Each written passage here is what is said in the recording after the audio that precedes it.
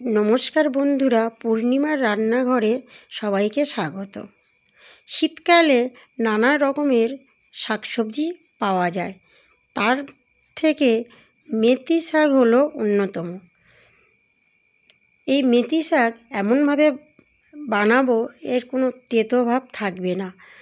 তো আজকের আমার রেসিপিটা হচ্ছে মেথি পরোটা।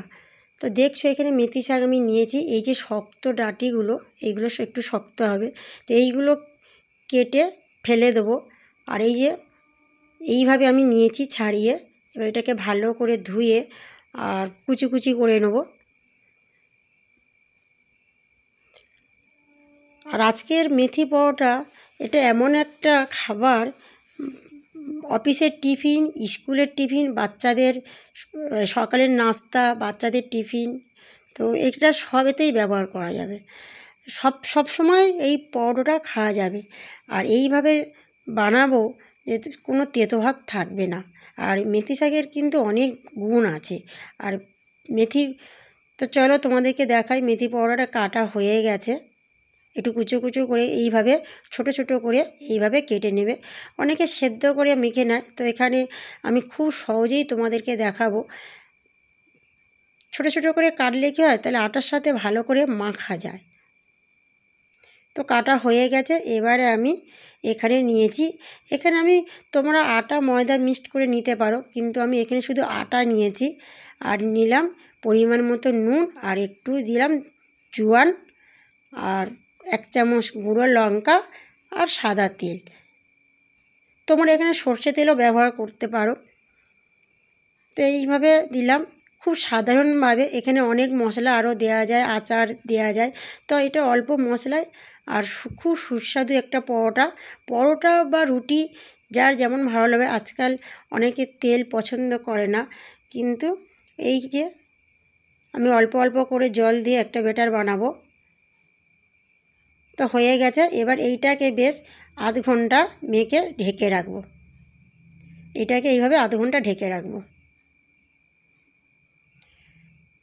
এবারে আমি নিয়েছি আর একটু ঠেসে নিলাম ভালো করে, নিয়ে একটু তোমরা হাতে একটু তেল দিতে পারো যদি মাখাটা একটু নরম হয়ে যায়। তো এরকম একটু গোল গোল করে নিলাম। আর আমি তোমাদেরকে দু রকমই দেখাবো, একটা রুটির মতো হবে, আবার একটা পরোটার মতো হবে। আর এখানে শুধু আমি আটা ব্যবহার করেছি, তোমরা পারলে ময়দা দিতে পারো, আটা ময়দা মিক্সড করে নিতে পারো। তো এইভাবে আর এরকম হালকা হালকা করে বেলে নিলাম, একটু আটা দিচ্ছি। খুব সুন্দর একটা রেসিপি। আর এখন শীতের সময় বাজারে মেথি শাক বেশি পাওয়া যায়, সবই শাক পাওয়া যায়, কিন্তু বেশ টাটকা টাটকা মেথি শাক পাওয়া যায়। আরেকটা বেলে নিলাম। আমি একটা পরোটার মতো বেলে দেখাচ্ছি, তোমরা যে যেমনভাবে বানাতে চাও সেইভাবেই বানানো যাবে। এটা আমি একটা পরোটার মতো করে নিলাম, বানিয়ে নিলাম, বেলে নিলাম। এই যে তার মধ্যে দিলাম বেশ 2 থেকে 3 পিঠ একটু ভালো করে ভেজে নিলাম, নিয়ে তারপরে ওপরে একটু তেল দিলাম। হয়ে গেল মেথি পরোটা।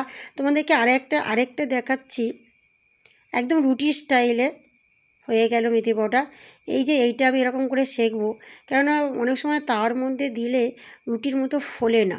তো এইটা আমি সেঁকে নিলাম। দেখো এটা একটু বেশ ফুলে যাচ্ছে, রুটির মতো একদম ফুলে যাচ্ছে। এবারে ওর ওপরে একটু দুদিকে তেল দিয়ে এইভাবে পরোটার মতো করে বানিয়ে নাও।